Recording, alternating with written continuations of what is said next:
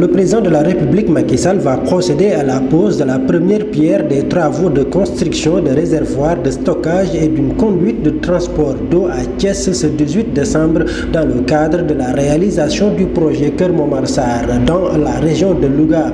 KMS 3 est une infrastructure hydraulique qui doit pouvoir régler le problème d'approvisionnement en eau potable de la région de Dakar et des nouveaux pôles urbains. Une visite de terrain a été organisée par la SONES en prélude à cette cérémonie.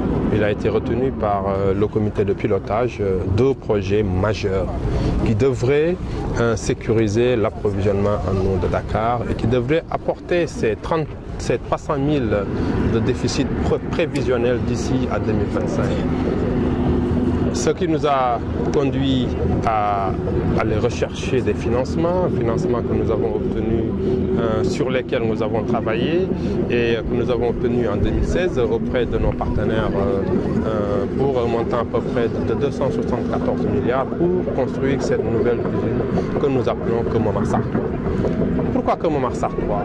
Parce que c'est la troisième usine qui se situe à Keur Momar Sarr. Cette usine va fabriquer 200 millions de litres d'eau qui seront transportés via des conduites, les conduites que vous voyez ici, devant et derrière moi, jusqu'à Dakar, jusque dans les maisons. Ces conduites vont traverser beaucoup de villages qui seront également desservis. Des localités telles que Mékhé, telles que Kébémer, telles que Tivaouane, telles que Thiès où nous sommes aujourd'hui, et Dakar et tous ces pôles urbains autour de Dakar. Une opportunité est saisie pour remettre à quelques impactés par ce projet des chèques dans le cadre de leur indemnisation. Bon, comme vous le savez, pour tous les projets, il y a ce qu'on appelle les PAP. Les PAP, c'est les personnes affectées par le projet. Pour ce cas de KMS 3, j'avoue que nous n'avons pas eu de difficulté parce que c'est une indemnisation basée sur des barèmes qui ont été définis en accord parti avec les partenaires.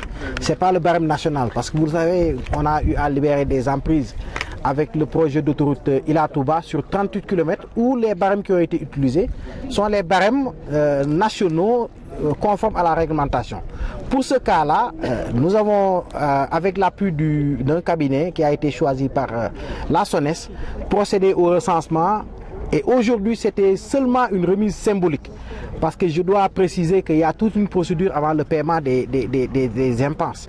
Donc présentement, nous avons remis aujourd'hui symboliquement 20 chèques.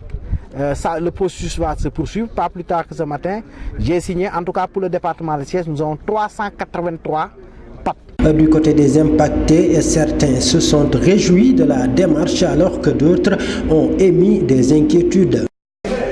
Population bi biñ leen waxee montant bi war a am dañoo dem ba ci biir ñu woowaat population bi ni leen montant bi ñu leen waxoon dañ koy wàññi ñu ni lan moo tax ñu koy wàññi ñu ni beremu garab yi daa am loo xam ne dañ ko ciy wàññi population bi bëggoon a referté ni dañuy génn ci dëkk bi manifesté wu ñu leen jaru ko bi ma laajee ndaw ñi nga xam ne ñoo yor wàllu woowu ñu ni garab yi da ci am ñoo xam ne dañ cee juum mais du ñëpp la ñuy wàññi léegi bi ndee ba ci biir ñun yi ñoom isa ñun Kër Demba di mu toll 50 personnes nekk fa ñu woo ci 2 personnes tey ni leen kaay leen ñu jox leen président war fee ñëw lundi ñuy ragal isa président bu ñëwee lundi ba dem isa ñoom bu ñu toppaat ci ginnaaw ñi leen war a jox di topp ci di daw ñun population bi tiitaange googu lañ am. Face à ces inquiétudes, le préfet de Thiès rassure.